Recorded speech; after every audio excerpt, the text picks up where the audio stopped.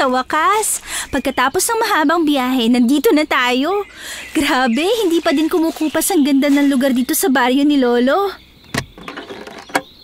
Ate, patulungan itong mga dala natin. Nakakainis naman eh. Sinabi ko na kay Mama na hindi ako sasama sa iyo sa pagpunta dito sa probinsya. Pinasama pa din ako. Anong maganda sa matataas na puno dito? Ni wala akong kakilala para makalaro. Ang dami mong reklamo, saka hindi ko na yun kasalanan, no? Di sana umiyak ka sa harap ni Mama para hindi ka piliting sumama sa akin. At baka napapagod na si Mama kakabantay sa'yo. Kaya ayaw na ayaw ko kapag bakasyon na eh. Akin na nga yung isang bag. Ilang taon na kaya tayong hindi pumupunta ulit dito? Mga 5 taon na, tapos kung magreklamo ka, parang palagi tayo nagbabakasyon dito. Kung hindi naman dito kay Lolo, sa mga tito at tita naman natin na nakatira din sa bukid. Hay! Ikaw talaga? Halika na nga. Sinisira mong araw ko eh. Kung ayaw mo ditong sumama, umuwi ka ngayon mag-isa mo. Talagang uuwi ako. Bahala ka dyan. Hukom, tumalikod siya sa akin pero inikot ko lang ang mga mata ko.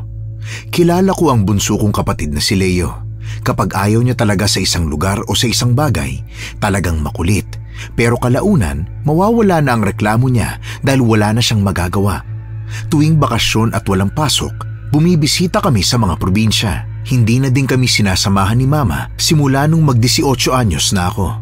Isa ito sa mga masasaya kong araw dahil nakakakita ako ng iba't ibang hayop at masariwa ang hangin dito. Nagpatuloy lang ako sa paglalakad. Madalang lang dumaan ang mga sasakyan sa baryong ito, kaya alam kong susunod din siya sa akin.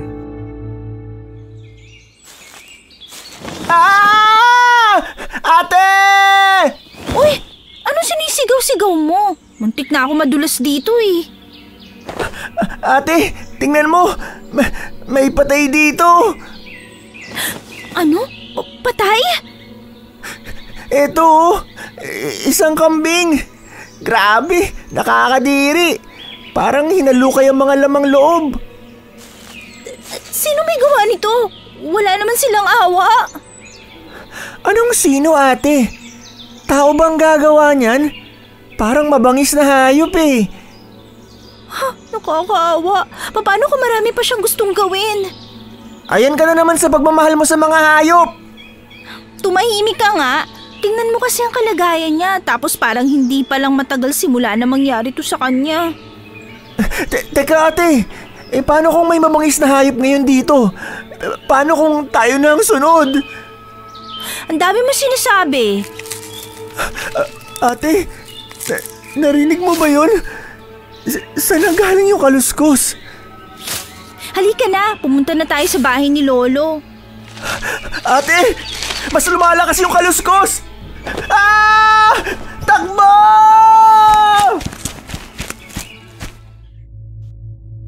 Dahil sa takot sa boses ni Leo, napatakbo din ako nang tumakbo siya. Hindi ko na nadama ang bigat ng dinadala namin dahil sa takot naming baka kami ang sunod na kainin ng mabangis na hayop. Nang makalayo na kami, huminto muna kami at hinihingal na sinuri ang paligid. Wala na kaming narinig na kaluskos. Inis akong lumingon kay Leo.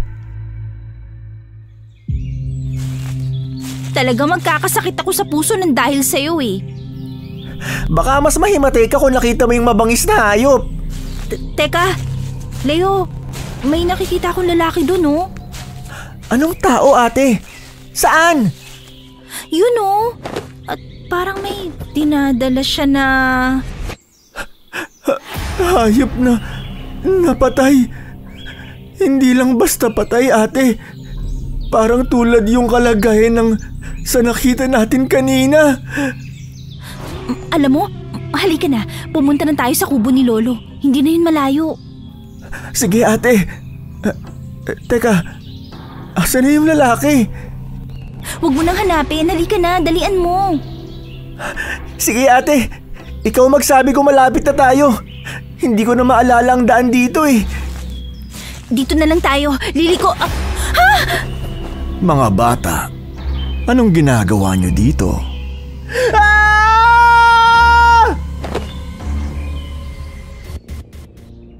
Sabay kaming napasigaw ni Leo habang nakatingin sa lalaking daladala pa rin ang patay na kambing. Nakita namin kung paano tumulo ang dugo nito sa damuhan at mamantsahan ang damit ng lalaki. Nakita ko sa ekspresyon niya na parang normal lang ang lahat. Hinawakan ko ang kapatid ko at itinabi siya sa akin. Pinilit kong maging kalmado, lalo na't parang nanginginig na ako sa kaba dahil hindi ko alam kung siya ba ang may gawa niyan sa kambing. Isa na ring nagbibigay ng takot sa akin ay ang pagiging blanko ng ekspresyon sa mukha niya. Sino po kayo? Ako si Badoy.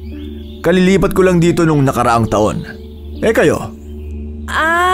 Apo po kami ni Lolo Ento. Nagbabakasyon po kami ngayon dito. Talaga ba? Kaya pala ngayon ko lang kayo nakita.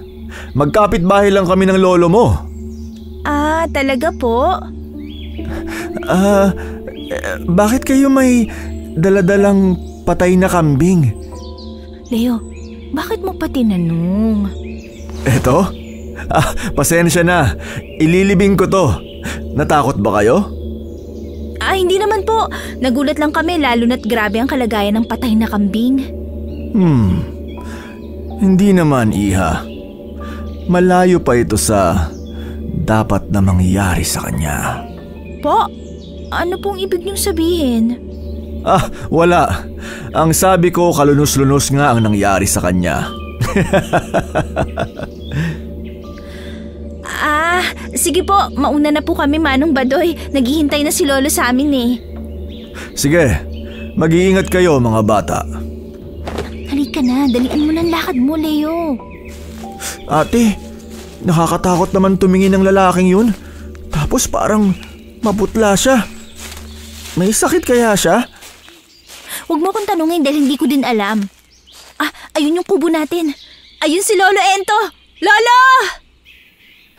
Ako mauuna sa kubo! Dahil sa sinabi ni Leo, naiiling akong nakipag-unahang tumakbo sa kanya. Pero habang tumatakbo kami, hindi ko pa din mapigilang tanungin ang sarili ko kung bakit ang bigat ng pakiramdam ko nung kinausap namin si Manong Badoy. Hukom, malapit na kami kay Lolo na kumakaway sa amin nang mapansin ko ang hindi kalayo ang bahay sa kubo. Ngayon ko lang yun nakita. Dahil doon, hindi ko na malaya na naunahan na ako ng kapatid ko sa pagtakbo. Nauna si Leo kay Lolo at nagmano saka dumidilang lumingon sa akin. Naikot ko na lang ang aking mata saka ako lumapit kay Lolo at nagmano rin.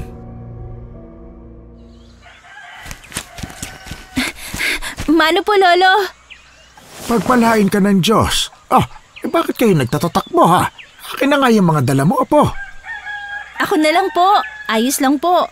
Si Leo, hinamon po ako ng takbuhan eh. Ay, kayo talaga mga bata kayo. Halika, pumasok na kayo sa kubo.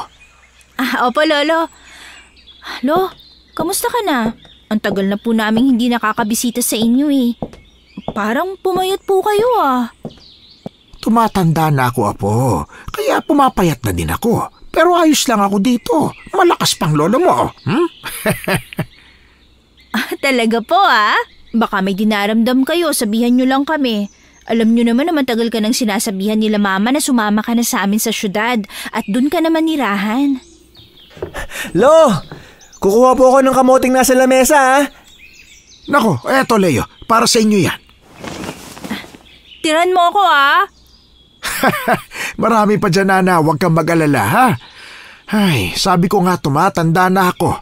Hindi ko na din naasikaso ang ibang mga gawain dito sa bahay. Pero hindi ko pa magagawang sumama sa inyo sa syudad dahil nandito ang hanap buhay ko. Sino mag-aalaga ng mga hayop ko dito kung alis ako? Pero Lolo, mas nakakakaba po kapag hindi namin alam ang kalagayan mo, lalo na't malayo ka. Kahit komunikasyon, wala dahil wala naman ditong signal. Naku apo, wag mo na muna yan alalahanin ha. Pinag-iisipan ko na yan, pero sa ngayon, sulitin ninyo ang bakasyon ninyo rito, ha? Opo, Lo. Sige po, nasasabik na akong pumunta ulit sa Sapa para maligo eh. At marami pa din tayong itik, di ba? Oo naman, nandun sa bakuran. Marami-rami na sila ngayon. Talaga po? Teka lang, Lo, pupuntahan ko. May pagkain po ba ng mga itik? Gusto ko po silang pakainin. Napatawa na lang si Lolo sa reaksyon ko. Alam na alam niya kung gaano ko kamahal ang mga hayop. Pumunta si Lolo sa kusina at naglagay sa plastik ng darak saka binigay sa akin. Masaya ko yung kinuha saka lumabas sa kusina. Paglabas ko, mas lumawak ang aking ngiti. Nakita kong naglalaro sa putik ang mga itik. Narinig ng mga itik ang tunog ng plastik kaya nagsilapit sila sa akin at paunti-unti binigyan ko sila ng darak. Sa gilid ng mata ko, nakita kong lumalabas sa kusina ang kapatid ko.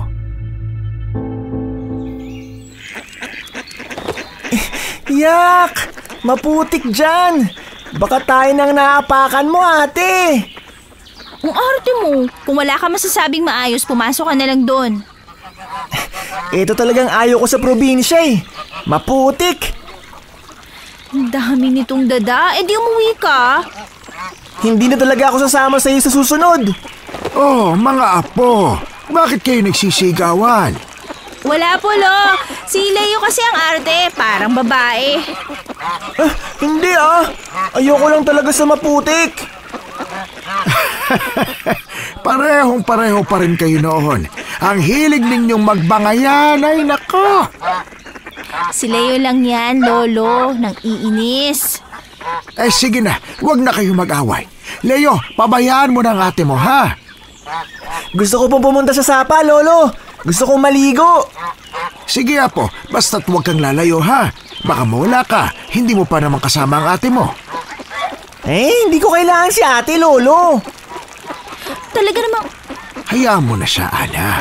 Alam mo namang sa inyong dalawa, kung makulit ka, eh mas makulit ang kapatid mo.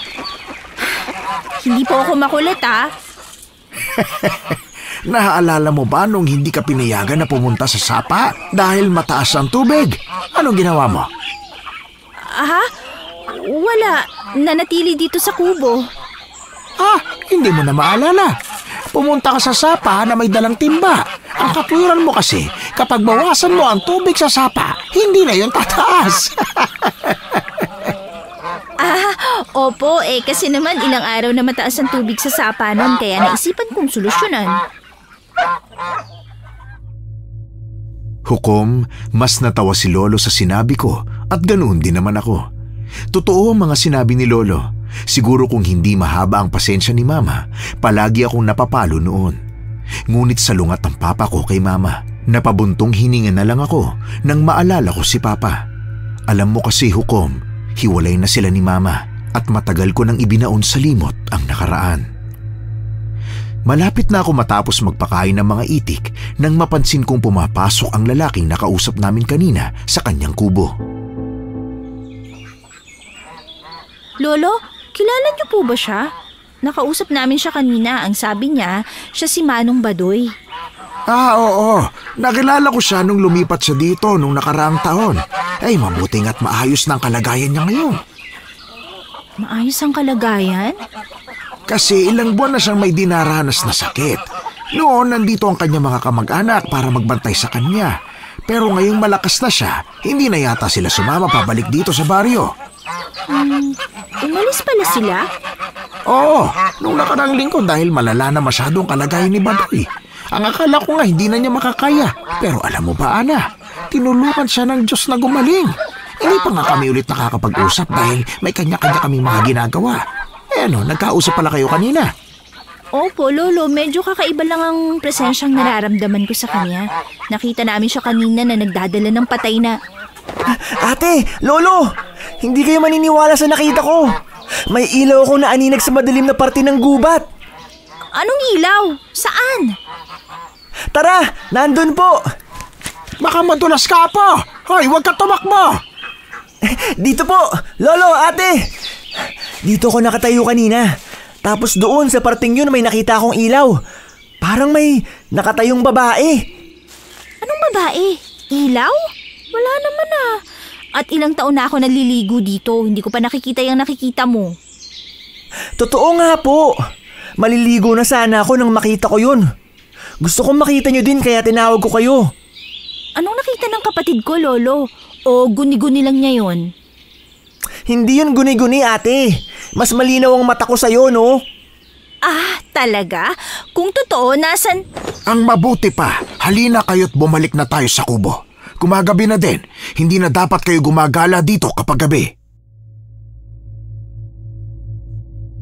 Napatingin ako kay Lolo dahil ang tono ng boses niya ay napakaseryoso. Nakita ko siyang lumilingon kung saan itinuro ni Leo ang nakita niyang ilaw. Napakunot noo ako dahil parang may gusto siyang sabihin sa amin. Tumangon na lang kami ng kapatid ko saka sumunod sa kanya pauwi ng kubo. Pero bago kami tuluyang makapasok, may napansin ako sa gawing kanan ko na malaking anino na nakatayo. Nanindig ang balahibo ko at agad na lumingon kay Lolo para tawagin siya nang makita kong nakapasok na sila. Lumingon ulit ako doon pero wala na ang anino. Mas lalo akong nakaramdam ng malamig sa kalamnan kaya dali-dali akong tumakbo papasok sa kubo. Lolo, may nakita ako dun sa gubat na... Hindi pa ba kayo nagugutom? O eto, kamote at isda, kumain na kayo. Ako po, nagugutom na ulit ako. Walang problema, kumain na kayo at alam kong pagod din kayo sa biyahe. Salamat, Lolo.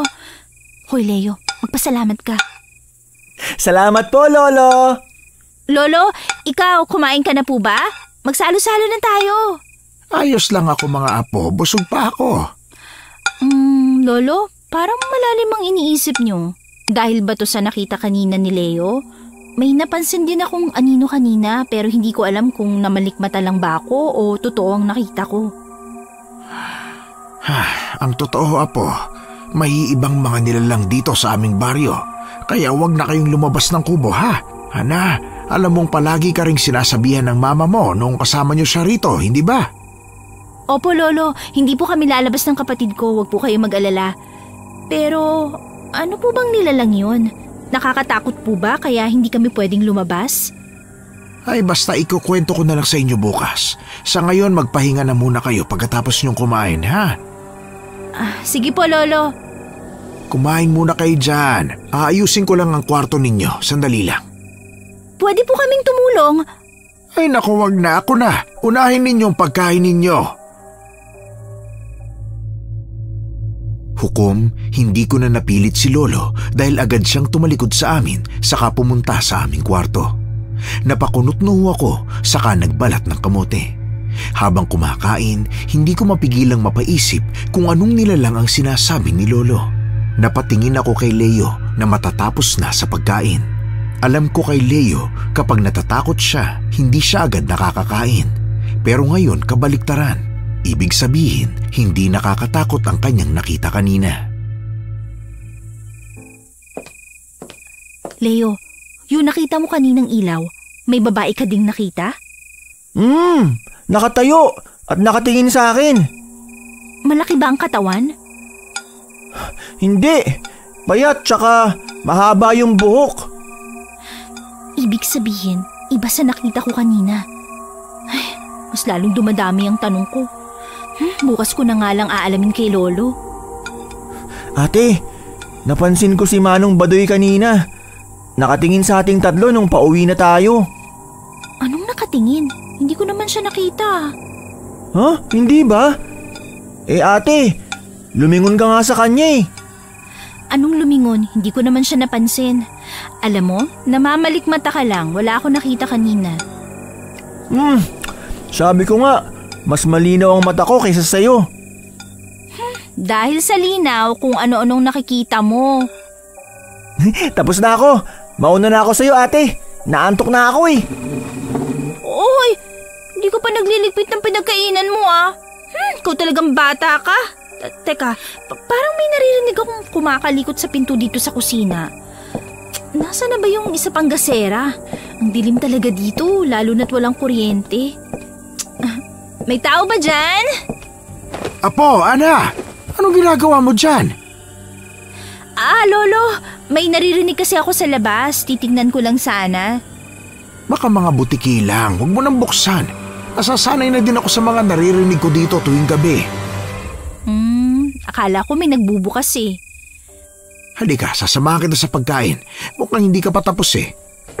Sige po, Lolo. Sakto, tapos na ang kapatid ko. Liligpitin ko lang to. Ito po ang plato nyo. Maraming salamat apo, ha? Walang anuman po. Salamat din po sa mga niluto nyo, Lolo. Ngumiti siya at kumain na kami. Wala munang nagsalita sa amin. Parang pareho kaming nakiramdam sa isa't isa. Nang matapos na akong kumain, kumuha ako ng tubig at binigyan din si Lolo. Pinagmasdan ko si Lolo na mapatulala sa kawalan. Napabuntong hininga ako.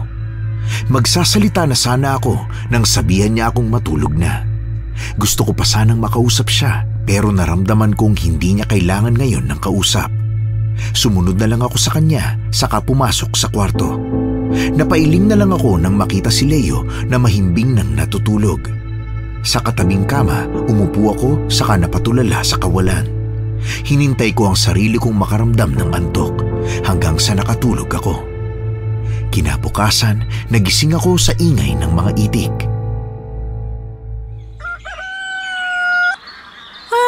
Kapag talaga dito sa probinsya, mapapansin talaga kung umaga na. Pumapasok kasi ang sinag ng araw sa mga butas.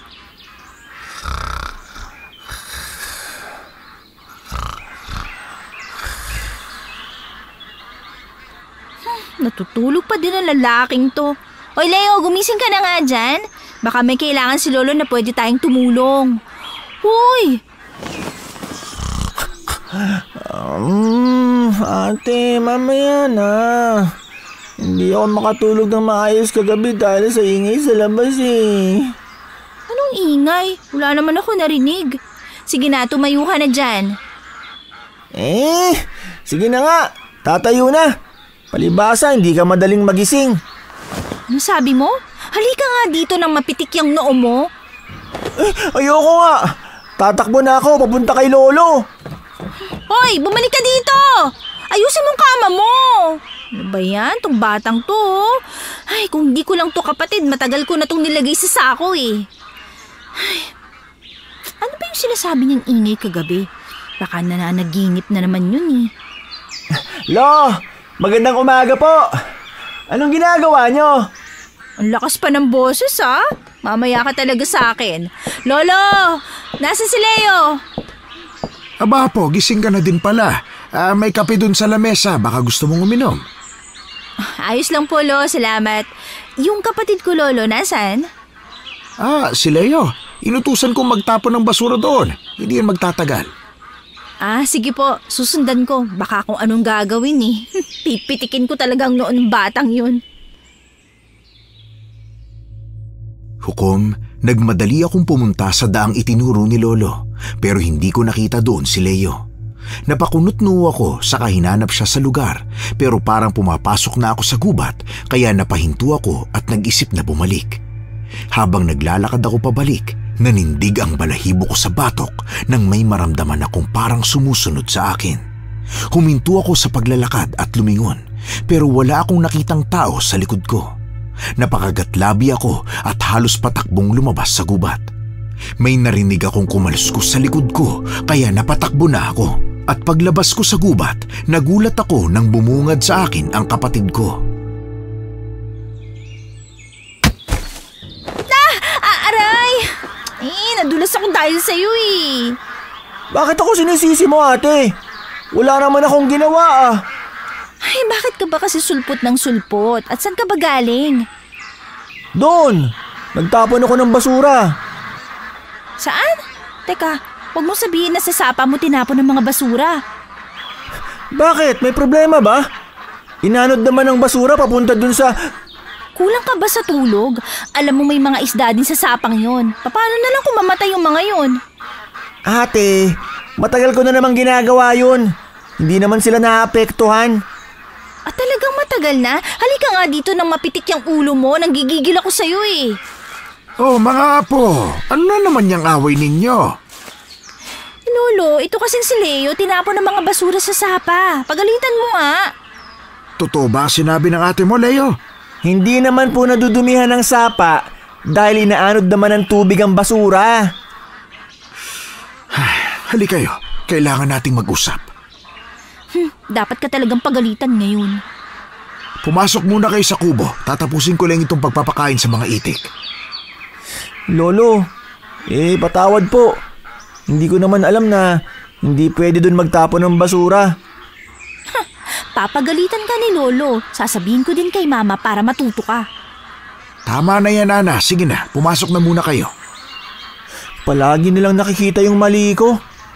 May sinasabi ka ba? Wala. Alam kong wala kang pakialam sa mga hayop sa paligid, pero sana alalahanin mo kung sino ang mga mapipirwisyo mo. Apo, Ana, huwag mo na siyang pagalitan. May kailangan kayong malaman. Ay, dapat lang siyang pagalitan kasi minsan sumusobra na eh. Anong kailangan naming malaman, Lolo? Sa sapang yun, may nakamasid na isang diwata. Maraming kwento ang tungkol dito at ang nakita mo kahapon, Leo, maaaring yun ang diwata. Diwata? Teka, totoo sila? Yung may mga pakpak? Hindi, wala silang pakpak.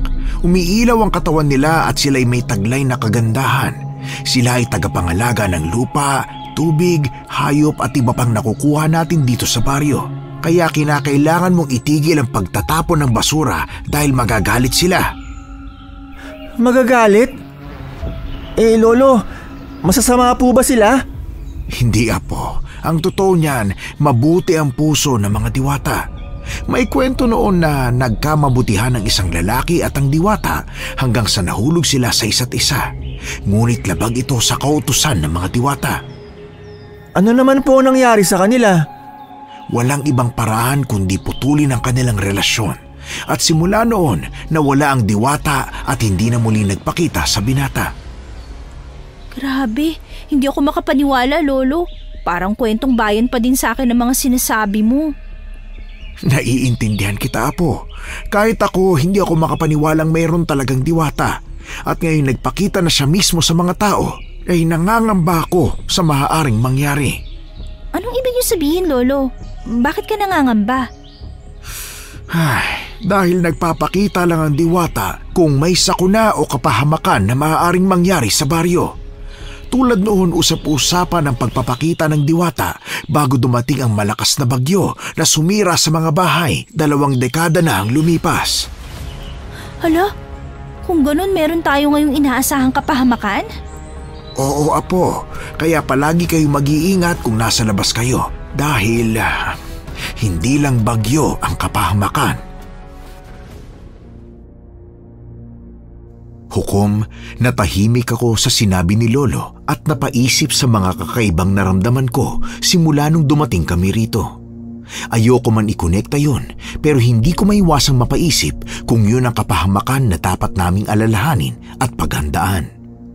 Pagkatapos ng pag-uusap namin ni Lolo, pumunta muna ako sa kwarto at dun nagpahinga. Nakatulala ako sa labas nang biglang makita ko si Manong Badoy na may daladalang sako. Mukhang mabigat ito dahil hinihila niya lang ito. Biglang may napansin ako sa kanyang suot. Mukhang may bahid ito ng likidong pula. Ano kayang nasa sako? Ate! Ay, ano ka ba? Nanggugulat ka na naman eh. Totoo kaya ang sinasabi ni Lolo na diwata? Diwata? Hindi ko alam. Ikaw naman na nakakita, di ba? Totoo ba ang nakita mo? Sa pagkakaalala ko, nakita ko talaga yung umiilaw na babaeng may mahabang buhok. Kung ganon, simulan mo nang sumunod sa aming wag na dun magtapon ng basura. Baka isa yun sa pagsaway niya sa'yo. Pero hindi ako natatakot sa kanya. Anong hindi natatakot? Kailangan mo pang matakot para sumunod? Hindi. Ate, ang ibig ko sabihin, hindi nakakatakot yung diwatang yun. Mas nakakatakot yung lalaking yun. Teka, si Manong Badoy ba? Oo, siya nga. Kahapon nakita ko siyang parang may kinakatay na naman na hayop. Baka naman pagkain niya yun o alaga niya yung kinakatay niya. Pero tumatawa siya habang tinataga yung karne. Ate, natakot nga ako. Natakot ka? Maayos naman ang pagkain mo kagabi ah. Ang alam ko, hindi ka kumakain kung takot ka. Gutom na gutom ako nung gabing yun, ate. Tsaka alam mo bang kagabi, parang sa bahay niya nang gagaling ang sinasabi kong ingay. Ingay? Nananaginip ka lang ata, Leo eh. Alam mo, napapadalas ng panonood mo ng mga nakakatakot. Tumingin siya sa atin, ate. Parang pulang kanyang mga mata. Napakunot noo ako saka tumingin kay Manong Badoy na nakatingin na nga sa amin. Nagulat ako nang makita kong may hawak siyang kutsilyo na puno ng dugo. Nanlamig ako nang tingnan niya kaming dalawa saka dahan-dahang humisi. Agad kong hinila ang kapatid ko saka sinara ang bintana. Niyakap ko ang kapatid ko at ramdam ko ang kanyang panginginig. Pinilit kong maging matapang para maibsan ang kanyang takot. Hindi natin kilala si Manong Badoy kaya mahalagang wag tayong lalapit sa kanya o makikipag-usap. Natatakot po ako, ate. Huwag kang matakot. Hindi naman niya tayo ginagalaw. Huwag kang mag-alala. Tatanungin natin si Lolo mamaya. Sige po, ate. Magtatanghali na. Kumain na kaya tayo? Wala po akong gana, ate. Leo, tumingin ka sa akin. Walang mangyayaring masama. Hindi niya tayo gagalawin dahil magkaibigan sila ni Lolo, ha? Huwag ka nang matakot. Opo. Sige. Basta ikaw ang magliligpit ng pinagkainan ko. Ano? Bakit naman ako? Ay, hindi pa kita napipitik, Leo eh. Naku, huwag mo ako subukan. Maraming salamat, ate. Ikaw talaga. Hindi talaga tayo magkakasundo ng kahit 5 minuto lang, ano? Nag-aaway na naman ba kayo, mga apo? Hindi po, Lolo. Ano, kakain na ba tayo? Ano pong pwede ko maitulong? Maluluto na ito, Ana. Nagluto ako ng 2 itik at nilaga ako din ng ilang itlog nito. Mukhang masarap po. Lolo, nagkausap na ba kayo ni Manong Badoy? Si Badoy? Bakit? Hindi pa ulit. Kanina gusto ko siyang kumustahin pero mukhang hindi niya ako napapansin. Bakit? May problema ba? Wala naman po. Tinatanong ko lang. Kumain na po tayo. Ako na magsasandok ng kanin. Hukom, tumango si Lolo saka naglagay ng ulam sa mangkok. Ako naman ay nilagay ko sa lamesa ang kanin na sinandok ko. Napansin ko naman na napatulala si Leo kaya tinapi ko siya sa balikat. Napatingin siya sa akin at saka sa pagkain na nasa lamesa. Ngumiti siya. Napatingin naman ako kay Lolo at nakita namin siyang nakatingin sa amin. Umupo siya saka binigyan niya kami ng plato. Napatingin sa akin ang kapatid ko at parang tinatanong niya sa akin kung kailangan ba malaman ni Lolo. Marahan akong umiling dahil base naman kay Lolo walang mali sa kanyang kapitbahay. Apo, Leo, may problema ba? Bakit parang ang tahimik mo ngayon? Wala po, Lo. Parang hindi ko po gustong kumain eh. Bakit? Ayaw mo ba ng ulam natin? Manok pa din naman yan. Kahit konti lang, Leo. Naghanda ng pagkain sa atin si Lolo eh. Sige po. Nag-away na naman ba kayo ng ate mo? Hindi po.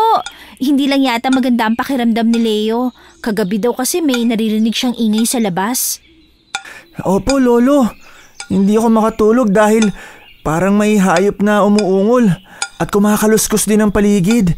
Hindi ko alam kung saan nanggagaling ang ingay. Nako, ganun ba? Malamang dahil yan sa mga mabangis na hayop na gumagala minsan sa gabi. Yun din ang inaalala ko sa inyo kaya wag na wag kayong lalabas sa gabi, ha? Ganun po ba? Hindi po ba mula sa kubo ng kapitbahay nyo, Lo?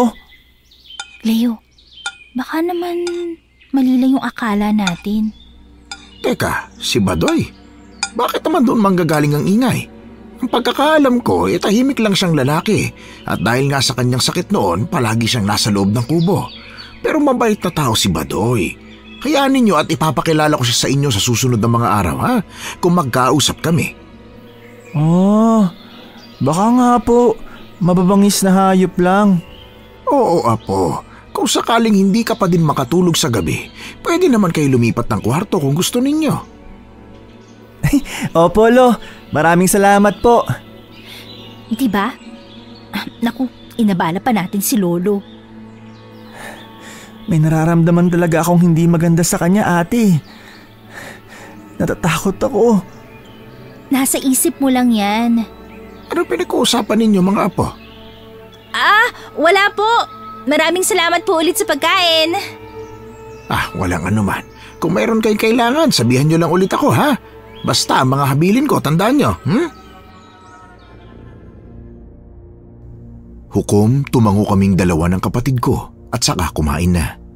Pagkatapos naming kumain, dumiretso si Lolo sa kanyang kwarto.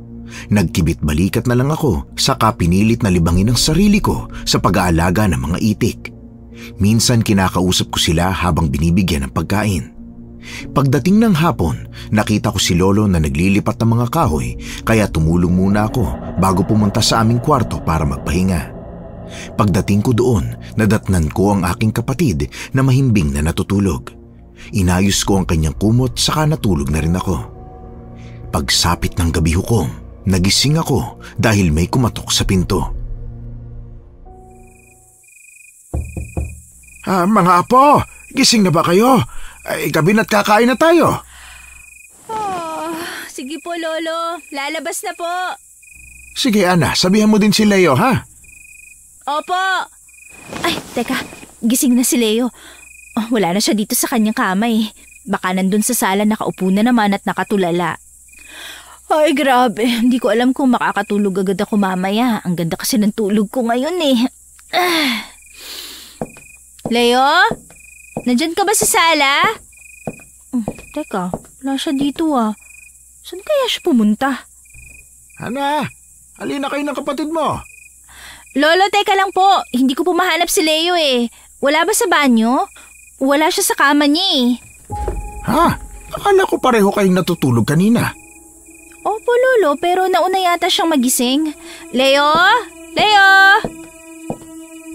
Teka, hanapin mo ang kapatid mo. Pumunta ka sa kusina at tingnan mo kung nandoon.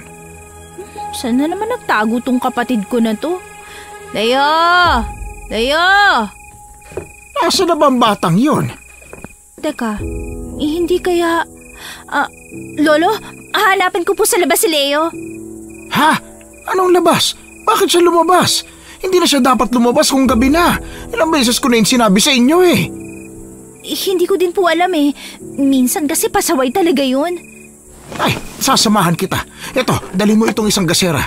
Mukhang uulan pa man din ngayong gabi. Talagang malilinti ka na tong kapatid ko na to eh. Di marunong sumunod. Leo! Leo! Nasaan ka ba? Apo! Leo! Diyos ko, gabi na! Pasensya na po talaga, Lolo. Dapat binantayan ko ang kapatid ko eh. Hindi sumagot si Lolo. Nakita ko ang pag-aalala sa mukha niya, kaya mas lalong nadagdagan ang aking kaba. Napakamot ako sa aking ulo. Biglang naalala ko ang sapa at ang nakita niyang babae at ilaw noong isang araw. Napahigpit ang hawak ko kay Lolo at inalalayan siya papunta doon. Mukhang nalaman ni Lolo kung saan kami papunta, kaya mas lalong naging seryoso ang kanyang ekspresyon. Leo! Leo! Apo! Ay, nandun si Leo! Ay, naku, Leo! Bakit ka pumunta dito ng gabi? Uy! Leo! Ha? Lolo! Nawala ng malay si Leo! Dalhin natin siya sa kubo, Ana. Magmadali ka! Oo po. Ano nangyari sa kanya? Nakatayo siya kanina tapos paghawak ko sa kanya bigla siyang nawala ng malay. Mag-iingat ka sa dinadaanan mo, Apo, ha? Tapikin mo si Leo para magising. Leo! Leo! Ano bang ginawa ng kapatid ko? Ayan, nandito na tayo sa kubo. Ihiga mo na siya sa kanyang kama. Opo, Lolo. Hindi pa din po siya nagigising. Apo! Leo, Apo! Naririnig mo ba kami, Leo? Ay, Diyos ko, anong gagawin natin? Ano pong pwede kong gawin? Nag-aalala ako. Para siyang lantang gulay. Ay, kumalma ka lang, Ana. Walang mangyayaring masama sa kapatid mo. O, yan. Yan. Gumalaw na ang kanyang kamay. Apo, Leo, naririnig mo ba kami? Ate? Lolo? Ay, sa wakas. Leo, ano nangyari? Bakit ka nandun sa sapa kanina? Ate, akala ko tinatawag mo ako papunta doon. Anong tinatawag? Hindi mo man nakita nasa isang kama ako natutulog? At alam mo di bang hindi pwedeng lumabas sa gabi? Apo, wag mong sigawan ng kapatid mo. Ay, kumukulo ang dugo ko sa kanya eh. Ang kulit. Hindi po ako nagsisinungaling. May tumatawag sa pangalan ko hanggang mapunta ako sa sapa. Boses ng babae. Parang kaboses mo, ate. Ano naman yung... Ang diwata. Ho? Ano po, Lolo? Diwata? Isa lang ang ibig sabihin nito. May kailangan tayong paghandaan. Totoo ang sinasabi ng mga matatanda noon. Anong ibig niyo sabihin? Lolo, narinig ko po sa boses ng babae na kinakailangan nating mag-ingat. May malapit daw na maaaring manakit ng tao. Anong nananakit ng tao? Wala pa ako naiintindihan. Apo, huminahon ka. May diin ang boses ni Lolo kaya napatahimik ako, Hukom. Kasabay noon ay ang pagbuhos ng ulan. Sa unay mahina ngunit kalaunan ay mas lumakas ito na sinabayan ng kulog at kidlat. Napalingon ako kay Lolo at nakita kong seryoso siyang nakatingin kay Leo. Hinawakan niya ang kamay ng kapatid ko na para bang may gusto siyang marinig. Napakagatlabi ako at nagsimula na akong mangamba. May parte sa aking gusto kong tawagin sila mama pero hindi ko yun agad magawa dahil walang signal dito sa kubo. Leo, Apo, ano ba yung mga narinig mo sa boses? Yun lang po, Lo. Wala na po akong ibang narinig. Lolo, totoo po ba talaga ang diwata? Baka kung ano nung naririnig ng kapatid ko eh. Alam kong hindi madaling paniwalaan, Ana. Ngunit base sa kanyang naranasan, walang ibang paliwanag. At kung ano man yung sinasabi ng diwatang kinakailangan nating mag-ingat, kailangan nating maghanda. Pero maghanda saan? Kung maaari, bukas o makalawa, umuwi na kayo sa bayan, ha? Po? Anong ibig niyo sabihin? May iiwan kayo dito? Oo, Apo. Kailangan niyo umuwi sa bayan bago pa mangyari ang sakuna. Pero paano kayo? Hindi po namin kayo pwedeng iwanan dito. Ilang taon na ako nakatira dito, Apo. Pero matanda na po kayo. Kung uuwi man kami, kailangan niyo pong sumama. Alam mo namang hindi ako makakasama dahil nandito ang aking hanap buhay. Kung sasabihin ko to kay Mama, paniguradong siya din mag-aalala sa inyo. Ayoko pong iwanan ka namin dito, Lolo. Ay, pag-iisipan ko, Apo. Pero kung pupunta man ako sa bayan, hindi pa ako makakasama sa inyo. Mauuna kayo, ha? Bakit po? Hindi ba pwedeng sumama na lang kayo? Hindi, Apo. May kailangan pa akong gawin dito bago umalis. Hukom, umusbong ang kuryosidad ko sa sinabi ni Lolo. Gusto kong tanungin kung ano yung kailangan niyang gawin pero sa ekspresyon ng kanyang muka, mukhang hindi niya sasabihin. Napatingin ako kay Leo na napatulala ulit. Naguguluhan ako sa mga nangyayari at nag-aalala. Sa maraming bakasyong pumupunta kami rito, ngayon lang kami nakaranas ng ganito. Pagkatapos naming mag-usap, naghanda na kami sa pagtulog. Dahil sa lamig at lakas ng ulan, nakatulog agad ako. Bigla akong nagising nang makaramdam ako ng matinding uhaw. Tumila na ang ulan. Lumabas ako sa kwarto at nagulat ako nang makita ko si Lolo na nasa sala. May hawak siyang litrato. Gusto ko sana siyang lapitan pero masyadong mabigat ang tuklap ng mata ko kaya dumiretso ako sa kusina at uminom ng tubig. Ngunit pagbalik ko sa kwarto, wala na doon sa sala si Lolo. Napaisip akong baka namalikmata lang ako kanina. Pagbalik ko sa paghiga, napamulat ulit ako nang may marinig akong kalabog sa labas ng kubo. Napaupo ako at pinakinggang muli ang paligid pero wala na ulit akong narinig na kalabog.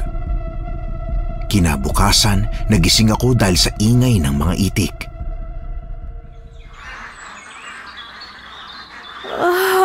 Lamig na umaga. Ate, gumising ka! May kailangan kang makita sa labas! Ha? Anong nangyari? Yung mga itik, ate! Maraming patay na itik sa labas! Ano? Bakit? Nasa si Lolo? Nandun si Lolo. Tinitingnan din ang kalagayan ng mga itik. Ate, nakakatakot. Nagkalat ang dugo sa lupa at yung mga itik parang kinain ng mabangis na hayop. Lolo? Ano? Bakit ito nangyari? Mga apo, pumasok muna kayo sa kubo. Ako nang bahala rito. Hindi po, tutulong ako. Bakit ito nangyari? May sumulong ba sa mga itik kagabi? Hindi ko rin alam, Apo. Ngayon lang ito nangyari pero base sa pagkakapatay sa mga itik, mukhang kinain sila ng mabangis na hayop. Grabe, hindi ko halos magawang titigan ng mga patay na itik. Mga bali ang ulo at bukas sa mga tiyan. Sige na Apo, pumasok muna kayo sa kubo. Ang kapatid mo din ay natatakot. Pero Lolo… Magandang umaga. Oh, Badoy, nandito ka pala. Ngayon lang ulit tayo nagkita. Pasensya ka na't itong nadatnan mo ha, dito sa aming kubo. Ano, kamusta ka na? Ayos lang. Anong nangyari? Ay, sinulong ang aking mga itik ng mabangis na hayop. Ngunit hindi ko alam kung ano dahil hindi naman namin narinig ang ingay ng itik kagabi. Siguro nung umuulan ng malakas ito nangyari sa kanila. Karumal-dumal nga ang nangyari sa kanila. Manong Ento, mga apo mo sila? Ito ang panganay si Ana at ang bunso naman ay si Leo. Magandang umaga po, Manong Badoy. Magandang umaga din. Ang gaganda at gwapo naman ng iyong mga apo. Pagkasabi niya noon, lumapit sa akin si Leo at mahigpit na hinawakan ang aking kamay. Sa hindi malamang dahilan, biglang umusbong ang kaba sa aking puso. Ngumiti si Manong Badoy sa amin, ngunit kakaiba ang kanyang ngiti. Hindi ako komportable. Lumingon ako kay Lolo na sinusuri din si Badoy. Tinapangan ko ang titig ko. Marami man akong kahinaan at madali man akong matakot, nagagawa ko pa ring maging matapang lalo na kung kinakailangan para sa aking pamilya. Napatingin ako sa kamay niya at napakunot noo nang makitang parang may tuyong pulang likido. Mawalang galang po, Manong Badoy. Isa ba kayong mangangaso? Hindi. Dati akong magsasaka. Akala ko… Bakit mo naman natanong, Iha? Napansin ko lang po sa iyong mga kamay at nakikita ka din naming may mga dinadalang hayop sa iyong kubo. Anong mga hayop? Yun ba? Kung ako sa'yo, hindi mo na dapat yun tinatanong. Anong ibig niyo sabihin? Ate, ayoko na dito. Pumasok na tayo sa kubo. Badoy, mukhang tinatakot mo mga apo ko ha? Sige na nga, pumasok na muna kayo Ana. Ako nang bahala rito. Manong, tutulong na ako. Kami? Hindi po ba kami tutulong? Ayos lang kami ni Badoy dito. Sige po, sabihan niyo lang kami kung kailangan niyo ng tulong ko, Lolo. Oo, apo. Ate, ayoko po talaga sa kanya. May nararamdaman din akong kakaiba, Leo. Hindi ko alam kung bakit gano'n ang presensya niya sa atin. Basta po ate, huwag na tayong lalapit sa kanya. Huwag ka masyadong matakot. Wala naman siyang ginagawang masama eh. Baka dahil bagong kakilala natin siya dito sa baryo. Teka lang, may sasabihin pala ako kay Lolo. Lalabas na sana ako sa pinto hukom nang manlaki ang mata ko dahil nakita ko si Manong Badoy na nakatingin sa akin habang kinuha ang ulo ng itik at mabilis yung kinain. Napahawak ako sa bibig ko at agad na bumalik papasok ng kubo nang akmang lilingon siya sa kinatatayuan ko. Napahawak ako sa aking dibdib at titingin na sana ulit nang manlaki ang mata ko dahil nakita kong nasa harap na ng pinto si Manong Badoy. Ngumiti siya sa akin at nakita ko sa ngipin niya ang kaunti pang dugo. Sisigaw na sana ako nang biglang takpan niya ang bibig ko ng kanyang kamay. Halos maduwal ako sa naamoy ko dahil para itong naaagnas na balat.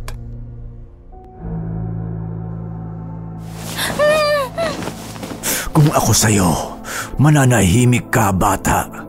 Hindi mo magugustuhan ang gagawin ko sa inyo kung sabihin mo sa lolo mo ang nakita mo. Anong klase kang tao? Wala akong ginagawang masama para galawin mo kami. Maiintindihan mo din, Iha. Ngunit huwag kang magmadali. Hindi pa ito ang tamang oras. Alalahanin mo lang ang iyong pamilya, ang iyong kapatid at lolo. Lahat sila, pupugutan ko ng ulo kung magsasalita ka. Bakit mo to? Ate, anong ginagawa mo sa ate ko?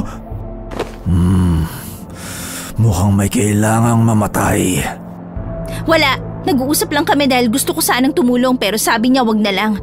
Pumasok ka na muna sa kwarto mo, Leo. Pero bakit mo hawak niya yung braso niyo? Sumunod ka na lang sa akin. Bumalik ka na dun kung ayaw mong mas pagalitan kita. Sige po ate. Hindi na yun magsasalita. Wala makakaalam ng ginawa mo kundi ako lang. Basta wag mo lang sasaktan ng pamilya ko. Matalinong bata. Napakatapang kahit na isang babae lamang. Lumayo ka sa akin! Sinabi ko na sa'yo wala silang malalaman sa akin, di ba? Pero hindi pa ako tapos, Iha. Nakuha mo ang aking atensyon. At mukhang mas nakuha mo pa ngayon. Ang mata, naging pula. Isa kang halimaw. Mas manginginig ka pa kung makikita mo ang totoong ako, Iha.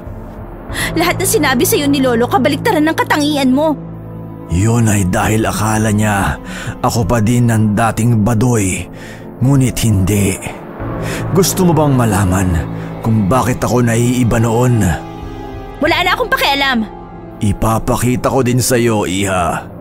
Tandaan mo ang iyong sinabi kanina. Ang sikretong ito ay mananatili sa ating dalawa.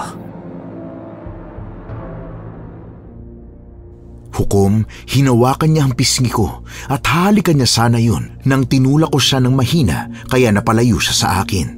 Mas lalong naging pula ang kanyang mga mata kasabay ng kanyang pagngisi. Nararamdaman ko ang panghangatog ng aking tuhod pero pinilit kong maging matatag. Lumapit muli siya sa akin at hinawakan ang aking buhok bago lumabas sa kubo at kinausap si Lolo. Narinig kong sinabi niyang nakiinom lang siya ng tubig sa amin. Napaupo ako sa sahig, Hukom, at pinilit na labanan ang pagtulo ng aking luha. Pagkalipas ng ilang minuto, dahan-dahan akong tumayo saka pumunta sa kwarto.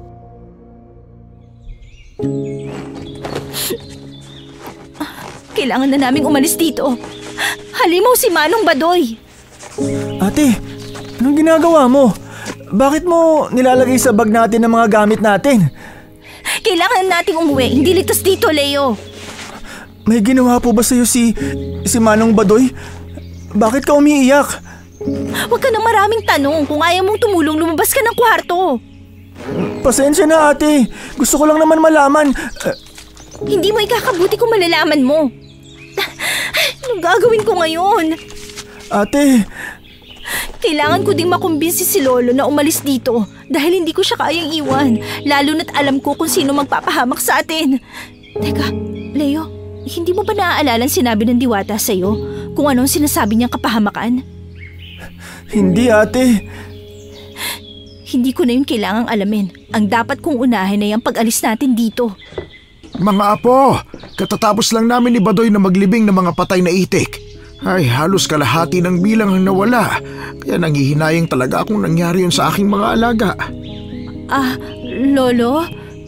Bahala ko sanang bigyan si Badoy ng niluto kong lugaw kanina bilang pasasalamat. Pwede mo bang dalhin muna doon, Ana? Ano? Ako magdadala ng pagkain niya? Bakit hindi na lang niya kunin dito? May gagawin si Badoy sa kanyang kubo kaya kailangan niya agad bumalik. At sinabi niyang sakto lang dahil may gusto siyang ibigay sa inyong magkapatid. Ayoko. Huwag mo na siyang bigyan ng pagkain, Lolo. Aba, bakit naman na po? Isa ito sa mga nakasanayan nating gawin noon pa man, lalo na sa mga tumutulong sa atin. Basta ayoko. Ay, sige na siya. Ako na lang magdadala. Hindi niyo naman kailangang katakutan si Badoy eh. Tulad ng sinabi ko. Hindi siya tulad ng inaakala mo, Lolo. Ha? Anong ibig mo sabihin, Ana? Wala. Basta ayokong pumunta doon. Ay, nahiintindihan ko, Apo. Ako na lang, ha? Siguro gusto lang niyang mapalapit sa inyo kaya sinabi niyang mas mabuting ikaw ang magbibigay ng pasasalamat ko sa kanya. Bakit ako palaging... Teka, hindi pwedeng si Lolong pumunta doon. Baka kung anong gawin niya kay Lolo. Lolo! Ako na lang po! Ako na lang ang maghahatid ng lugaw. Ha? Ikaw na lang? Sigurado ka ba? Kanina lang ayaw mo ah. Opo, Lolo. Ako na lang po. Asikasuhin mo na lang ang dapat mong asikasuhin dito. Ate, wag. Wala kang sasabihin kay Lolo kahit na yung narinig mo kanina. Ako nang bahala magpaliwanag sa kanya. Kahit ngayon lang, please, itiko mo yung bibig mo. Nakita ko ang pag-aalala sa mga mata ng kapatid ko pero sinuklian ko lang yun ng inis na tingin. Kinuha ko ang lugaw na nasa lamesa at diretsong pumunta sa kubo ni Manong Badoy. Habang naglalakad, may parte sa isip kong tumakbo at sabihin kay Lolo ang lahat. Pero nag-alala ko sa aming kaligtasan lalo na't matanda na si Lolo. Malapit na ako sa kubo nang may makita akong nakasampay na mga damit sa labas. Halos mapasigaw ako nung makita ko yun dahil puno yun ng dugo. Napalunok ako at napahinto. Aatras na sana ako nang bumukas ang pinto. Napakadilim sa loob ng bahay ni Manong Badoy. Bumungad siya na napakalawak ng ngisi. Manong Badoy? Nandito na ang pinabibigay ni Lolo. Pumasok ka, iha. Pasensya na ho, ito lang ang aking pakay. Wala nang rason kung bakit po ako papasok. Pero nasa loob ang gusto kong ibigay sa inyo ng kapatid mo. Ayos lang po, hindi ko na kailangang... Pumasok ka! Kung pipilitin niyo ako, mas magkakaroon ako ng tapang na lumaban. Tulad ng sinabi mo, iba ako sa mga babaeng mahinhin. Ginagawa ko lang to dahil ayokong galawin mo ang pamilya ko. Talaga bang ginagawa mo to para sa iyong pamilya? O mas lalong nilalagay mo sila sa kapahamakan? Alam mo bang nakita ko ang litratong nakalagay sa dingding nyo? Magkamukha pala kayo ng iyong ina. Huwag mo idadamay dito si Mama. Ano bang kasalanan namin? Lakasan mo pa ang boses mo, iha. Kapag hindi ako nakatiis, hihilahin ko ang buto mo sa leeg. Anong kailangan mo sa amin? Gusto kong sundin mo ako. Diyos ko, tulungan mo ako. Bakit mo ba ako ginaganito? Dahil ba sa nakita ko kanina? Hindi ko naman yung sasabihin kahit kanino eh. Hindi yun ang dahilan, iha. Pero yun ang naging daan para mapadali ang aking plano. Ngayon, kung gusto mong... Ate, pinapauwi ka na ni Lolo. Leo, bakit ka pumunta dito? Sinabi ni Lolo na puntahan kita dahil matagal ka na daw bago bumalik. Para daw din ibigay na lang sa akin ni Manong Badoy ang sinasabi ni Lolo na gustong ibigay niya. Huwag ka na lalapit dito, dyan ka lang. Ibibigay ko lang to at sabay na tayong uuwi. Ito na po yung lugaw.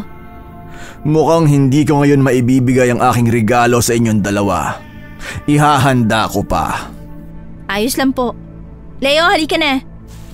Ate, ayos ka lang po ba? Mabuti na lang talaga. Sumunod ako sa'yo. Anong ibig mo sabihin? Matagal na ako nakikinig sa inyo, ate. At hindi ako pinapunta ni Lolo. Bakit mo yung ginawa?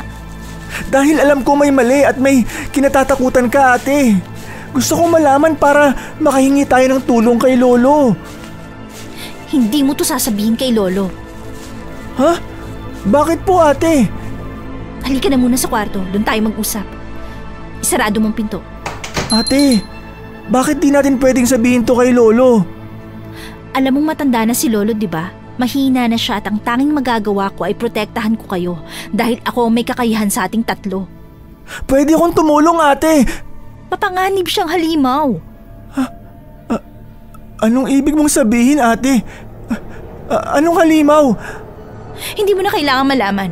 Ang dapat natin ngayong gawin ay kumbinsihin si Lolo na sumama sa atin pag uwi sa bayan. Pero kung yan ang plano mo, ate, paano mo masisigurong hanggang makarating tayo sa sasakyan, magiging ligtas tayo? Napakagatlabi ako saka napaupo sa kama.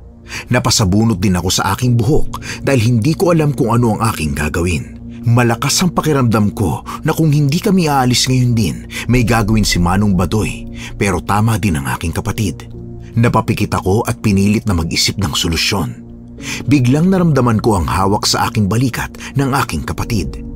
Dahan-dahan akong tumingala sa kanya at sa kauna-unahang pagkakataon, naramdaman ko ang koneksyon naming dalawa na buong akala ko ay imposibleng mangyari dahil palagi kaming nag-aaway. Ate, alam kong malakas ka, matapang. Hindi ka agad umaatras sa laban at yun ang tinuro sa'yo ni Papa noon bago sila naghiwalay ni Mama. Pero ngayong ganitong panahon, ayos lang na maging mahina. Ayos lang na humingi ng tulong.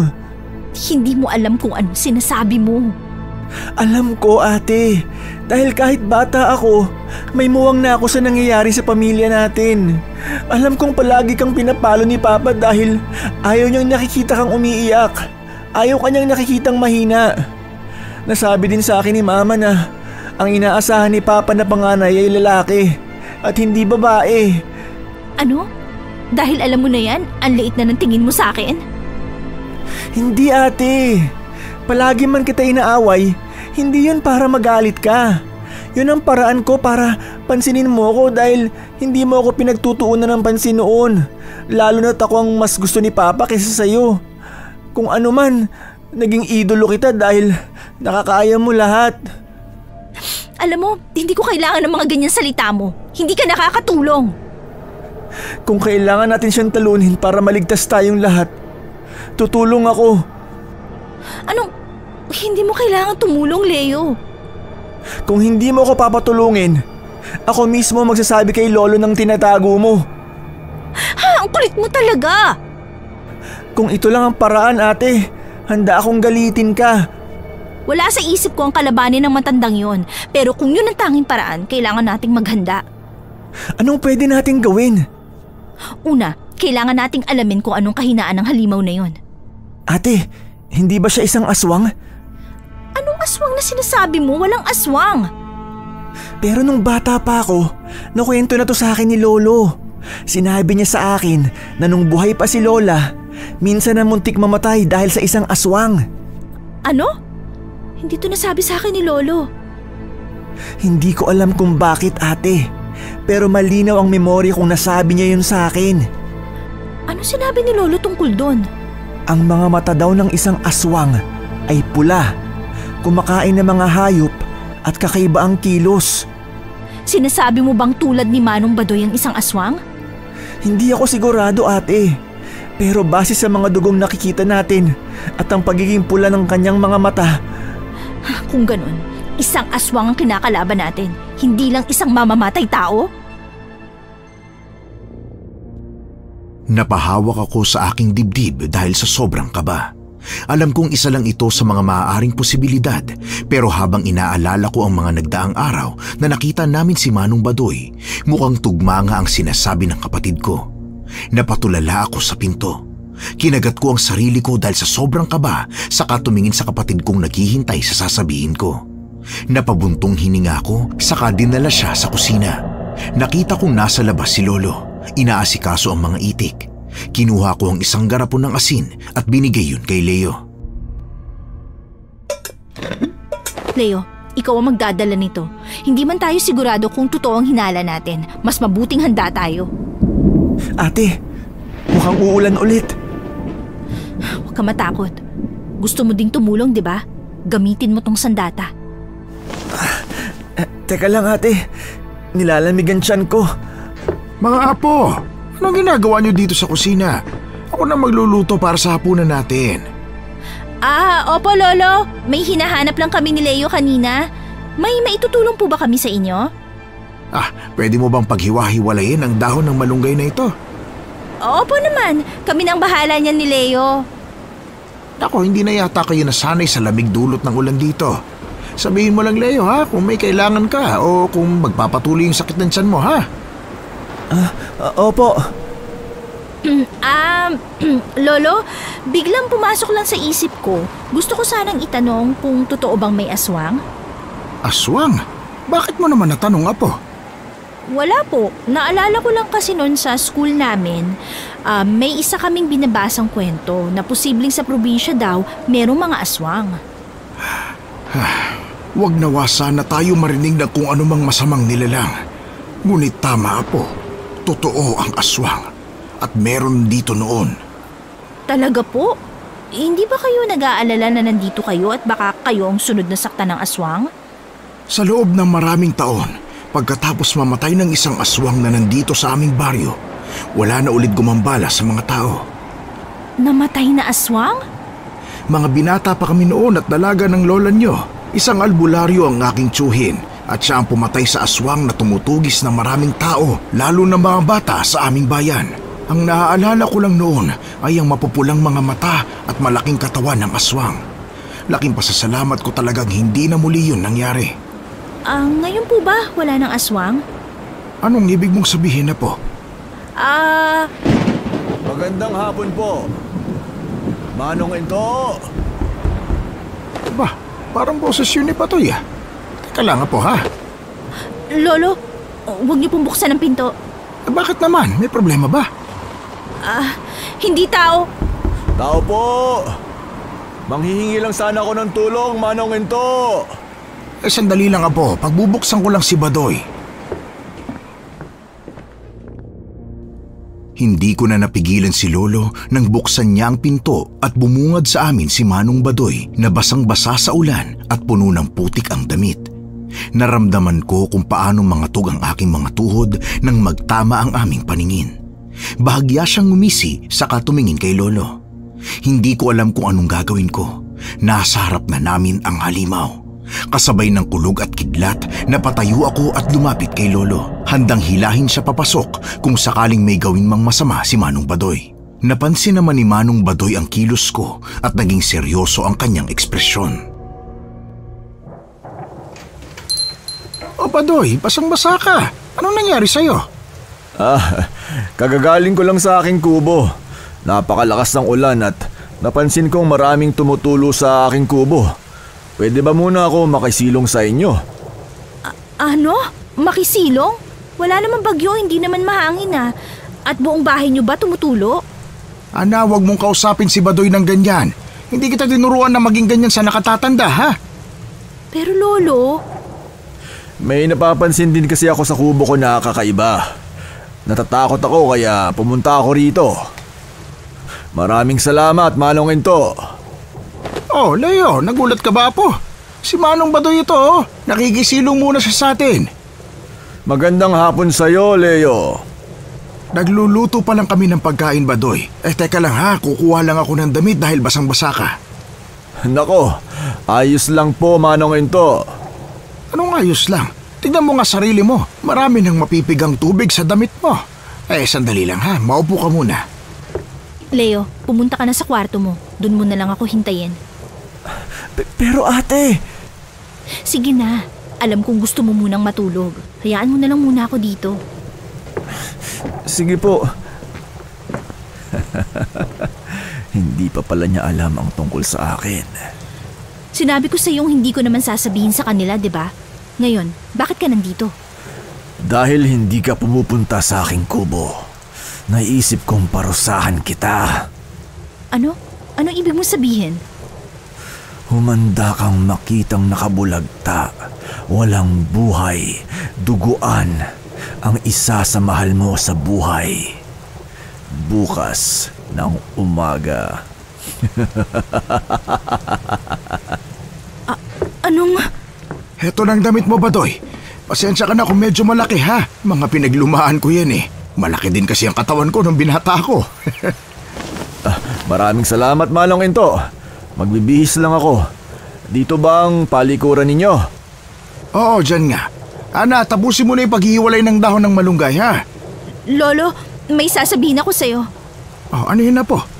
Bakit parang namumutla ka? Lolo, si Manong Badoy, hindi natin siya dapat pinapapasok. Anong ibig mong sabihin? Hindi ko alam kung maniniwala ka, pero isang aswang si Manong Badoy at bahalak niya saktan kayo dahil sa akin. Ha? Anong sinasabi mo, Apo? Bakit mo pinaghihinalaan si Badoy ng ganyan? Maniwala kayo sa akin. Natatakot ako dahil ngayon lang binantaan niya ako. Hindi ko na kayang itago to sa inyo dahil ayoko magsisi ako. Apo, huminahon ka ha. Naniniwala ako sa'yo. Sige. Umupo ka muna rito. Sa totoo lang, ilang araw ko na siyang inoobserbahan. Simula na bumalik siya dito na para bang wala siyang sakit noon. Ngunit hindi ko inaasahan na magiging isa siyang aswang tulad ng sinasabi mo. Nakita ko siya naging pula ang mga mata. Siya ang kumain ng itik natin. At ngayon... Shh! Apo, makinig ka sa akin. Alam kong malakas ka at matapang. At ngayon, hindi mo dapat ipakita ang iyong luha dahil mas lalo kang hindi makakaisip ng magandang solusyon. Pinahid ni Lolo ang aking luha, Hukom. Pinilit ko naman na kumalma. Napatingin si Lolo sa banyo namin saka ngumiti siya sa akin. Dahan-dahan siyang pumunta sa lababo at may kinuha sa ilalim nito. Nanlaki ang mata ko nang makitang isa yung mahabang latigo. Lumapit siya at ibinigay yun sa akin. Naguguluhan akong tumingin kay Lolo na ngayon ay seryoso nang nakatingin sa akin. Nakikita ko sa kanyang mga mata ang takot, pangamba at pagsisisi. Hinawakan niya ang aking kamay saka tumingin ulit sa banyo. Ana, apo, kung ano man ang mangyari, magagamit mo ito para panlaban sa aswang o kahit hindi man aswang. Tulad ng sinabi ko sa'yo, naniniwala ako sa'yo, ha? Maraming salamat sa paniniwala, Lolo. Akala ko babaliwalain mo lang ang lahat ng sinabi ko eh. Hindi ko yun gagawin, apo, dahil kilala kita. Hindi ka sinungaling. Anong gagawin natin, Lolo? Paano natin siya matatalo? Kailangan natin siyang mapaniwalang normal lang ang lahat hanggang siya ang kumagat sa pain natin. Ano? Pain? Ako ang magiging pain, apo. Po! Baka may gawin siya sa inyo. Shh! Hinaan mo ang boses mo. Walang mangyayari sa aking masama dahil nandyan ka, apo. Lolo, hindi ko alam kung makakaya ko. Ay, huwag kang mag-alala, ha? Tutulong ako sa'yo. Hindi ka nag-iisa sa laban na ito. Itago mo na ito sa iyong kamiseta. Huwag mong ipapakita yan kay Badoy, ha? Dali, lalabas na siya ng banyo. Opo, Lolo. Manang Into, salamat sa damit. Mukhang malaki nga sa akin pero ayos lang naman. Naku, mabuti naman at nagkasya. Ay, sandali lang ha. Malapit na maluto itong ulam. Sinabawon ko ito. Saktong-sakto sa panahon ngayon. Lolo, ito na po yung malunggay. Ay, salamat, apo. Maupo ka muna, Badoy. Ano, kumusta ka na pala? Hindi na tayo nag-uusap simula nung dumating ka galing ospital, ah. Mabuti't magaling ka na. Oo nga ho. Sa kabutihang palad, gumaling ako sa aking sakit. Talagang nagpapasalamat ako dahil noon halos hindi ka na makatayo at palaging pumupunta ang mga kamag-anak mo rito. At teka lang, hindi ko na pala sila nakikita. Hindi na ba sila muling bumisita sa iyo? Hindi naman talaga sila nag-aalala para sa akin. Kung meron man silang gustong mangyari, yun ay ang tuluyan na akong mamatay. Anong ibig mong sabihin, Badoy? Pamilya mo sila. Hindi sila maghahangad ng ganon. Hindi mo sila kilala, Manong Into. Matagal na ako nagtitiis sa mga ginagawa nila sa akin. Lahat ng pagmamaliit. Nasaan na sila ngayon? Bakit hindi mo ako sundan sa loob ng kubo para malaman mo? Anong sabi mo, iho? Nasaan na sila? Sabi ko nandun sa bayan. Hindi na nila ako pinuntahan dahil hindi naman nila ako dapat bantayan. Naway maging maayos kayo ng pamilya mo. Kung ano man yang hindi ninyo pagkakaintindihan, sana maayos na. Ana, puntahan mo nga ang kapatid mo nang makakain na tayo. Hukom, tumango ako kay Lolo na lumalapit sa amin dala ang sinabawang isda. Tumingin sa akin si Lolo na parabang kailangan ko nang maghanda. Napalunok ako saka pumunta sa aming kwarto. Doon ko nakita si Leo na nakaupo sa kama at nanginginig. Lumapit ako sa kanya at kaagad siyang niyakap. Ramdam ko ang takot sa kanya. Pero ginamit ko yung lakas para maging matapang. Hinawakan ko ang pisngi niya saka pinatingala sa akin. Kailangan ka namin, Leo. Huwag ka matakot kahit anong mangyari. Magtutulong-tulong tayo para matalo siya, ha? Ate, hindi ko alam kung kaya ko siyang harapin. Shh! Kung hindi mo kayang lumabas ngayon, huwag mong pilitin ang sarili mo. Sasabihin ko na lang kay Lolo na hindi mo gustong kumain ngayon. Pero natatakot din akong baka paglabas ko, wala na kayo. Leo, hindi yun mangyayari. Alam mong palaban ako, di ba? At gusto pa kitang pagalitan ng maraming beses kaya huwag ka mag-alala. Ate, pangako ha. Walang mamamatay sa ating tatlo. Pangako. Hindi ko hahayaan na may mangyaring masama sa pamilya natin. Handa na po ako, ate. Lalaban din ako. Lalabas ka din? Sigurado ka? Opo, ate. Kung matapang ka, gagayahin kita. Marami ka pang kailangang matutunan. Ano yun? Bakit may kalampag sa kusina? Ate, si Lolo! Bigyan mo ako ng asin. Sa likod mo lang ako, Leo. Ah! Ah! Lolo! Diyos ko! Halimaw! Mga apo! Umalis na kayo rito! Hindi! Hindi ako papayag na iwanan ka namin dito kasama ang aswang na to! Leo! Ang asin! Eto po, ate! Hukom, binigyan ako ni Leo ng asin at agad ko yung isinaboy kay Manong Badoy na ngayon isa ng nakakatakot na anyong aso. Ang kanyang mga matay pula, ang katawan niya'y mabalahibon at para na siyang asong galang may matutulis na ngipin. Nakapatong siya kay Lolo at bumabaon na ang matatalas nitong kuko. Nang tumama ang asin sa katawan niya, agad siyang lumayo kay Lolo at persahang binuksan ang pinto sa aming kusina. Agad kaming lumapit kay Lolo na nanghihinang tumatayo. Lolo! Patawarin mo ko! Hindi ko alam na ngayon siya susugod! Ay, wala kang kasalanan, Apo. Ako ang may gawa ng lahat ng yon. Anong ibig niyo sabihin? Kailangan kong malaman kung totoo nga yung sinasabi. At hindi ko inaasahan ang lalaking itinuring kong isa ko ding anak ay kampon pala ng kadiliman. Lolo, maraming dugo ang nawawala sa'yo. Ay, wala ito, Apo. Kailangan ninyong tumakas. Ako nang bahala rito. Tapangan niyo ang sarili niyo, Lolo. Kailangan nating takpan ang sugat mo. Hindi ka namin iiwan.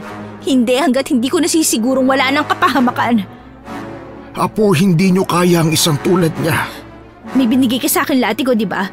At hindi ba albularyo ang tiyo mo nun, Lolo? Magtutulong-tulong tayo.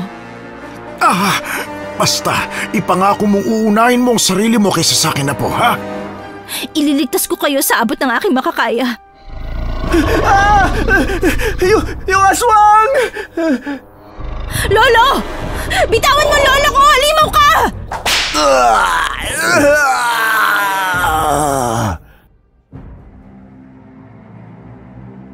Muling bumalik sa bahay si Badoy. Napadaing ang aswang nang nilatigo ko ang kanyang katawan nang akmang hihilain niya palabas si Lolo.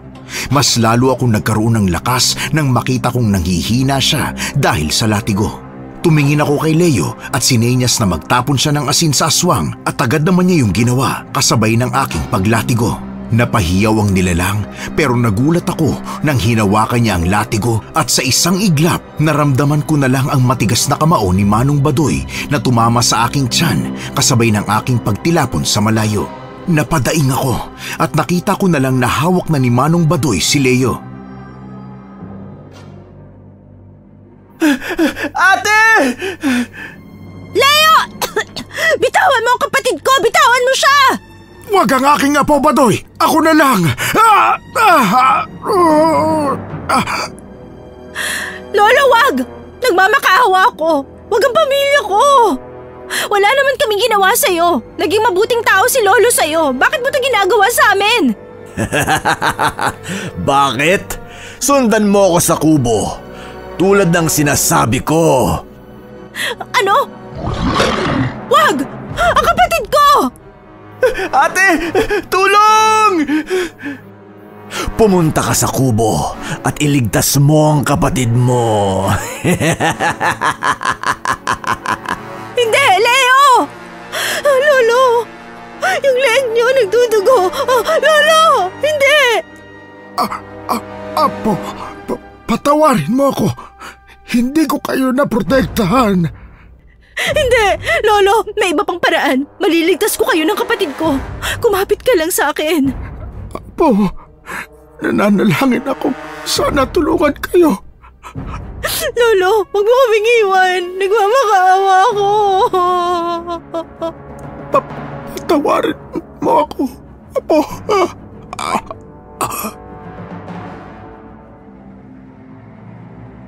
Dahan-dahang nawalan ng malay si Lolo habang patuloy pa rin ang pagsirit ng dugo mula sa kanyang leeg dahil sa kalmot na ginawa sa kanya ng aswang.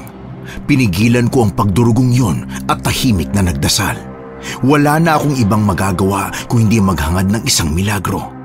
Habang nakapikit ako, biglang naramdaman kong may lumalapit sa amin.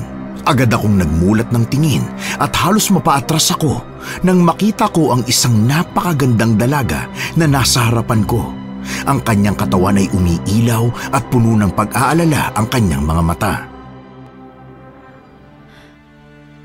Aking matapang na dalaga, hayaan mo kung tulungan kita at ang iyong pamilya. Isang diwata? Ikaw ang nagpapakita sa kapatid ko sa sapa. Tama. Ako si Catalina at nandito ako ngayon para tulungan kayo. Hindi ako makapaniwala. Wala kang dapat sayangin oras, Ana. Kailangan mong puntahan ang iyong kapatid dahil kailangan niya ng iyong tulong. Gusto ko man, kinakailangan kong bumalik ka agad sa aking kaharian sapagkat hindi maaaring nandito ako. Ngunit hindi ko din kayang hindi kayo tulungan at ang iyong lolo. Nagsasalita kayo na para bang malapit sa inyo ang aking lolo. Mahabang kwento, Iha. Ako na ang bahala sa iyong lolo at ito, dalhin mo. Isa itong punyal na papatay sa kahit anong uri ng nilalang. Isaksak mo sa kanyang puso at kaagad siyang mamamatay. Maraming salamat, aming diwata. Hindi ko inaasahan na may tutulong sa amin. Maraming salamat po talaga. Noon pa man, nakikita ko na ang iyong tapang, Ana, at ang iyong pagmamahal sa iyong pamilya. Pinapanalangin ko ang iyong pagwawagi laban sa kapahamakan. Ito po ba yung sinasabi niyo sa kapatid ko na kapahamakan? Tama ka. Alam ko na simula lamang nung dumating ang lalaking yun dito sa baryo, marami na siyang pinatay ng mga hayop at nasusugatan ang kagubatang aking inaalagaan. Ana, mag-iingat ka. Binibigyan mo ako ng ganitong lakas sa aming diwata. Dadalhin ko to para iligtas ang aking kapatid. Kailangan ko ng kumilos. Si Lolo. Gagaling na siya, Iha. Pagagalingin ko ang iyong lolo. Maraming salamat uli, aming diwata. Hindi ko makakalimutan ang iyong pagtulong. Yumuko ako bago tumingin kay Lolo at tumakbo palabas ng aming kubo. Dahil sa lakas ng ulan, basang-basa na kaagad ako. Gabi na't halos wala na akong makita, ngunit ginamit ko ang liwanag mula sa kidlat para magkaroon ng ideya kung nasaan na ako. Tinago ko ang kutsilyo sa aking likod at binitawan ko ang latigo na binigay sa akin ni Lolo. Sa isip ko, hindi ako pwedeng maging isang kalaban sa paningin ni Manong Badoy dahil sasaktan niya ang aking kapatid.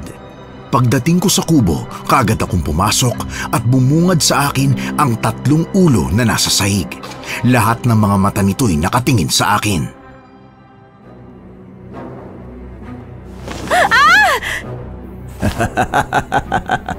Bakit ka natatakot sa pamilya ko? Masaya ka nilang binabati. Pinatay mo ang pamilya mo? Tama. Dahil kung may kailangan ng unang mamatay, sila dapat. Bakit mo ito nagawa? At sa kadugo mo pa? Hindi ko sila kadugo. Sila lang ang umampon sa akin at ilang taon na nila akong kinukutsa. At ngayon, makukutsa pa ba nila ako? Anong ibig mong sabihin? Sila nga ang umampun sa'yo tapos yan ang gagawin mo sa kanila? Bakit? Alam mo ba kung anong nangyari? Ha? Dahil sa sakit ko, hinanggad nila na mamatay na ako. Hindi man lang ako dinala sa doktor para malunasan. Lahat sila gusto na lang akong mamatay. Lahat sila ginusto kong matuluyan. At anong karapatan nilang sabihin yon? Ha? Hindi lang ako nakakapagsalita nung malubha ang aking sakit pero sumisigaw ang utak kong gusto ko pang mabuhay. Kaya pinilit kong makatakas sa kanila. Kahit hirap na hirap ako. Laking pasasalamat kong natagpuan ako ng isang matandang aswang. At ipinalok sa akin ang binhi ng pagkaaswang niya. At parang isang milagro na ako ay gumaling. Naging halimaw ka. At may mali ba sa pagiging halimaw? Nasaan ang kapatid ko? Nandito na ako kaya ibigay mo siya sa akin. Nandoon. Sinabihan kong huwag maging maingay pero hindi siya nakinig. Kaya pinatulog ko muna. Anong ginawa mo? Leo! Huwag kang lalapit sa kanya kung ayaw mong sumunod siya sa iyong lolo. Napakawalang iya mo talaga. Ano ba kasalanan namin? Bakit kami ang ginagambala mo? Marami kang pwedeng makaing hayop. Bakit kami? Hindi ba nasabi ng lolo mo na isang albularyo ang kanyang angkan? Anong ibig mo sabihin? Kung may kailangan man akong patayin, kayo yun. Dahil kayo ang magiging sagabal sa aking mga plano. Wala naman kaming pakialam sa plano mo eh. Tumahimik ka! Napadaing ako nang bigla siyang lumapit sa akin at sinakal ako. Agad na nanghina ang aking katawan at unti-unti akong nahirapan sa paghinga. Tumingin ako sa kanya nang nagmamakaawa. Naluluha akong nagpupumilit na kumawala sa kanyang pagkakasakal sa akin. Nakita ko naman sa kanyang mga mata ang galit at saya habang nakikita niya akong nahihirapan. Tatawa na sana siya nang biglang naging seryoso ang aking tingin sa kanya. Para akong manhid na huminto sa pagbiglas sa kanyang kamay sa aking leeg. Dahan-dahan akong humisi kasabay ng pagturak ng matulis na kutsilyo sa kanyang dibdib. Akala mo ba panalo ka na? Ano tong tinusok mo sa akin? Hindi ka dapat nagiging kampante, Manong Badoy. Alam mo palang kami ang sagabal sa'yo. Bakit pinatagal mo pa ang lahat? At hindi mo ba alam? Maraming beses na muntik na akong mamatay nung bata pa lang. Kaya hindi na ako natatakot kay kamatayan. Ang kutsilyong ito! Galing yan sa isang diwata at siguradong matutulog ka na mahimbing dahil dyan. Hindi. Ayoko pang mamatay. Talaga? Eh di sana kinain mo na lang ang mga hayop kaysa gambalain kami. Hindi. Matulog ka na. Masyado ka ng maraming kasalanan sa mundo. Nagawa ko. Napatay ko ang aswang. Teka, ang kapatid ko. Leo! Leo! Ate, buhay pa ako? Buhay ka pa. Salamat sa Diyos. Yung aswang, ate. Kailangan mo mag-ingat. Wala na, Leo. Wala na ang aswang. Anong ibig mong sabihin, ate? Anong wala na? Patay na siya. Ayun siya, oh. Paano nangyari yun? Paano siya namatay? Nagawa ko yan dahil sinaktan niya ang pamilya ko. Ikaw ang may gawa?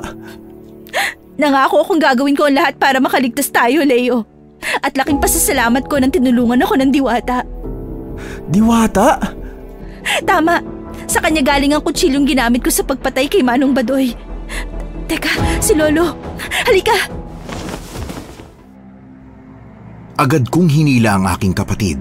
Bago pa kami makalabas sa kubo ni Manong Badoy, napatingin siya sa mga ulo na nasa sahig at sa naaagnas na katawan ni Manong Badoy. Tumingin si Leo sa akin at sinabi kong ang mga ulong yun ay ang pamilya ni Manong Badoy. Pinisil ko ang kanyang kamay at ngumiti para palakasin ang kanyang loob.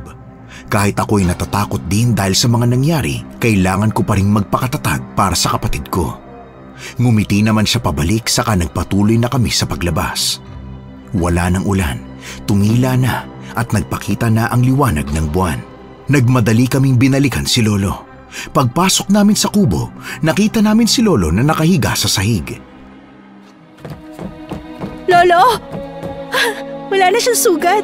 Pinagaling siya ng diwata. Mga apo, teka, hindi ito langit? Buhay ka pa, Lolo. Hindi pa to langit. Niligtas ka ng diwata. Ha? Ano? Diwata? Anong ibig mo sabihin?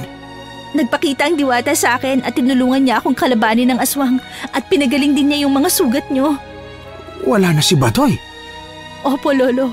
Walang ibang paraan para matalo siya kundi ang patayin siya. At nagawa ko yun dahil sa binigay na makapangyarihang kutsilyo ng diwata. Si Catalina? Teka, kilala mo ang diwata? Nagkita na ba kayo nun, Lolo? Bakit nararamdaman kong hindi kanina ang una niyong pagkikita? Siya ba yung diwata na kinuwento mo, Lolo? Tama kayo. At ako ang lalaking nakasama niya noon. Ano? Naging magkasintahan kayo ng diwata? Ay, oo, Apo. Ngunit hindi kami pwede sa isa't isa, kaya pinaglayo kami at hindi na muli nagkita pa. Hindi ko inaasahang tutulong siya ngayon sa atin at muling lalabag sa kanilang patakaran. Siya ang palaging nagbibigay ng mga senyales kung may kapahamakang darating. Hindi ako makapaniwala, Lolo. Kahit po ako! Kahit ako, aking mga apo, para sa akin, panaginip lang ang lahat. Pero siya ang dahilan kung bakit hindi ako umaalis sa kubong ito.